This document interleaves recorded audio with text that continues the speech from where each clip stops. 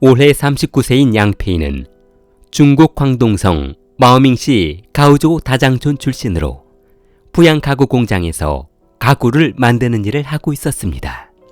그가 근무하고 있는 공장은 집에서 조금 먼 거리였기 때문에 1년의 대부분은 가족과 떨어져 지내야만 했습니다. 양페이의 아내 리양은 올해 41세로 인근 마트 점원으로 일하고 있었습니다. 그녀는 일이 끝나면 곧바로 집으로 돌아왔는데 그녀가 직장 일을 끝내자마자 곧바로 집으로 돌아오는 이유는 집안에 어린 두 자녀가 있기 때문이었습니다. 남편이 없었기 때문에 그녀는 가장목까지 해야만 했는데 두 사람이 떨어져 지낸 지 1년이 다 되어가던 2013년 2월 춘절이 다가오자 남편은 두 손 가득 아이들의 선물을 들고 고향으로 내려오는 기차를 탔습니다. 그리고 오랜만에 아내와 뜨거운 밤을 보낼 생각을 하니 가슴이 터질 것만 같았습니다.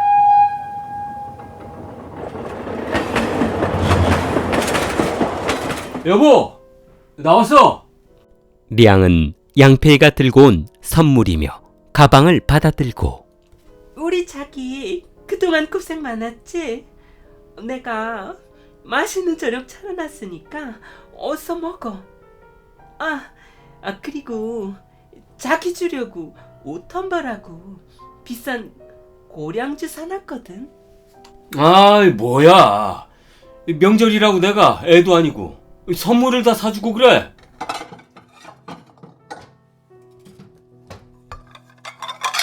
며칠 후 양페이는 친구들을 만나고 집으로 돌아왔는데 저녁 식사를 마친 두 사람은 12살 큰딸을 먼저 재우고 8살짜리 아들을 재우며 뜨거운 밤을 보내기 위해 술을 한잔 하기로 했습니다.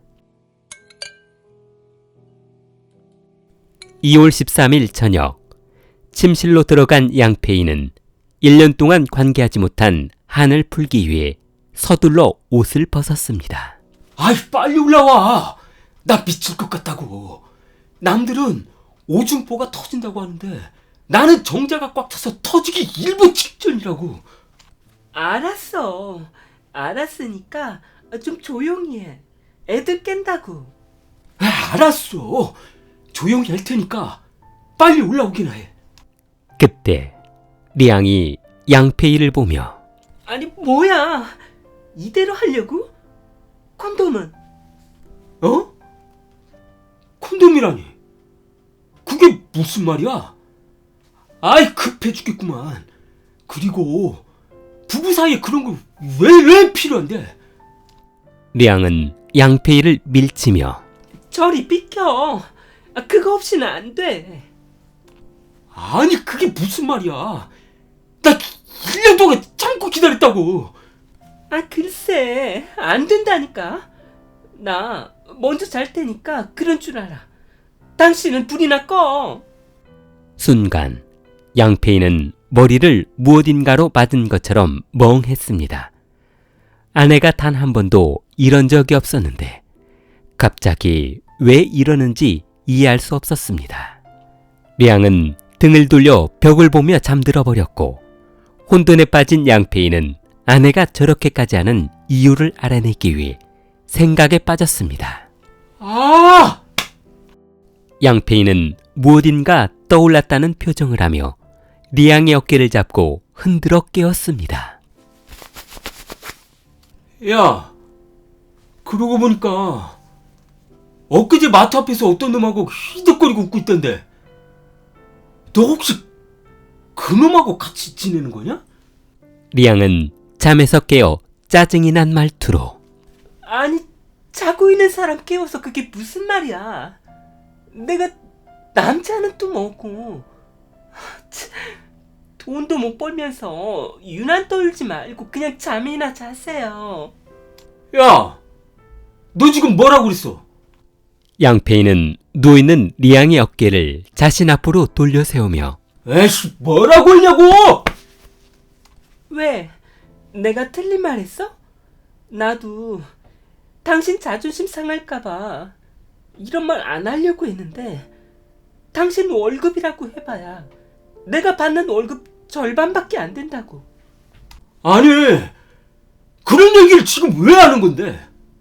내가 돈 못 버는 게 그렇게 창피하냐?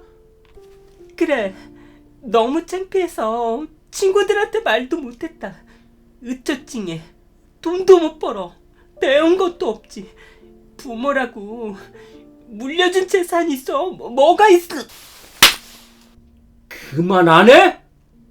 야, 너 오늘 죽고 싶어서 환장한 거냐? 그래, 사람 죽일 용기나 있니? 한번 보자. 어디 한번 죽여보시라고요. 양페이는 한쪽에 벗어둔 잠옷을 집어들어 리앙의 목을 조이기 시작했습니다. 이걸 나를 아주 개무시를 해? 살려주세요. 살리기는. 발버둥치던 리앙이 멈추자 힘들어 침대에 들어눈 양페이는 아이씨, 가만히 있는 사람 건드려서 지랄이야. 그나저나 저걸 어떡한다. 한참 생각에 잠긴 양페이는 겁이 많아 시신을 끌고 밖으로 나갔다가 이웃에게 발칵이라도 되는 날에는 모든 것이 끝이라는 생각을 하고 날이 밝아오는 대로 백화상점에 가서 냉동고를 사오기로 했습니다.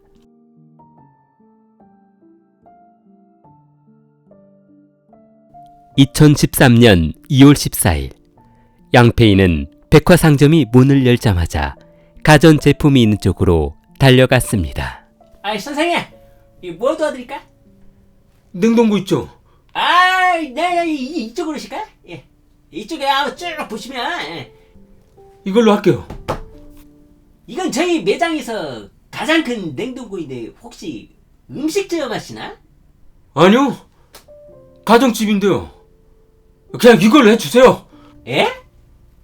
아니, 집에서 이렇게 큰 냉동고를 사용하신다고요? 알겠습니다. 저희야 고객님이 원하신다면 어쩔 수 없죠. 그럼 배송해드릴 주소하고 연락처 좀 적어주십시오. 양페이가 운송장에 주소와 전화번호를 적자 선생님 댁이 7층이시네요. 네. 무슨 문제라도 있습니까? 아니요. 혹시 저 엘리베이터에 이 냉동고가 실릴까 했어요. 엘리베이터 없는데요. 에? 엘리베이터가 없다뇨? 그럼 이 무거운 걸 어떻게 7층까지 가지고 올라갑니까? 그건 알아서 배송해 주시고. 자, 여기 계약금 놓고 합니다. 2월 15일 오후 3시 아이들이 학교에서 돌아오기 전에 냉동고 설치를 마친 양페이는 서둘러 그 안에 어머니를 집어넣었습니다. 수업이 끝나고 돌아온 막내 아들은 엄마가 먹을 것을 준비해놓지 않았다며 하루 종일 징징대자 너 엄마 집 나갔다고 했어 안 했어? 그런데 왜 자꾸 엄마를 찾는 건데? 짜증나게. 아들이 보채자 아버지는 화장실에서 수건을 가지고 나왔습니다.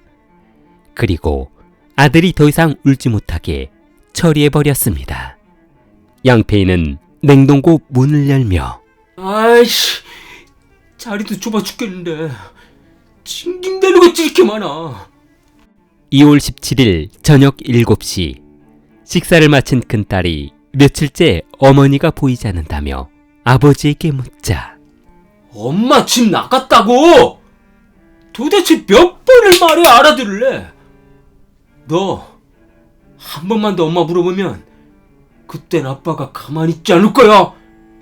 그날 밤 분을 참지 못한 양페이는 수건을 들고 큰딸 방으로 들어갔습니다.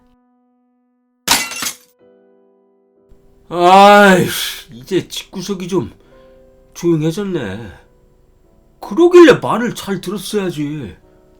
양페이는 가방에 짐을 챙겨 고향집으로 떠나버렸습니다.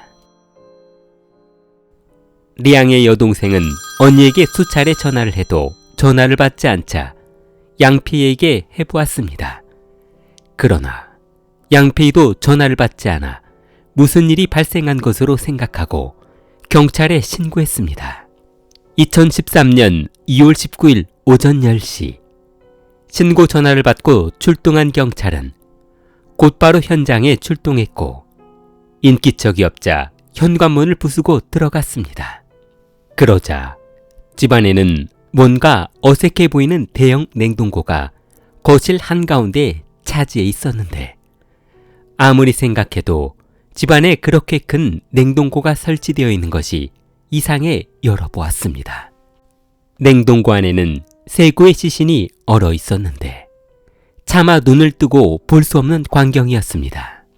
경찰은 냉동고 판매점을 찾아가 당시 구매해간 남성의 인상착의를 알게 되었고 양페이의 고향집으로 출동해 그를 검거했습니다. 2013년 11월 18일 심천 중급법원에서 재판이 진행되자 양페이는 모든 범행을 인정하고 판결이 내려지는 대로 받아들이겠다고 했습니다.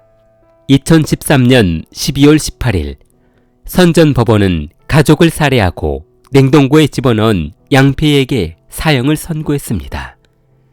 경찰은 언론에 다음과 같은 정보를 공개했습니다. 양페이의 아버지는 어머니와 결혼 후 그리 행복한 삶을 살지 못했다고 했습니다. 술만 먹고 들어오는 날이면 집안을 난장판으로 만들어 놓았고 뚝하면 어머니를 구타했으며 아버지의 구타를 더 이상 참지 못했던 어머니는 어쩔 수 없이 이혼하고 말았습니다. 그런데 아버지와 이혼하면 어머니와 같이 살 줄 알았던 그의 꿈은 산산이 부서졌고 아들이 있어야 대를 이을 수 있다는 아버지를 따라 재혼한 두 번째 어머니 아래에서 성장해야만 했다고 했습니다. 그러나 이미 자식이 있었던 계모는 하루가 멀다 하고 양페이를 두들겨 팼고 이 사실을 알게 된 아버지는 또다시 이혼해 총 4명의 아내를 두었습니다. 그러다 보니 성장하면서 4번이나 다른 어머니 아래에서 자랄 수밖에 없었는데 그 영향으로 양페이의 성격은 삐뚤어질 수밖에 없었고 모든 여성들은 아버지를 거쳐간 어머니들처럼 바람기가 많은 것으로 생각하게 되었습니다.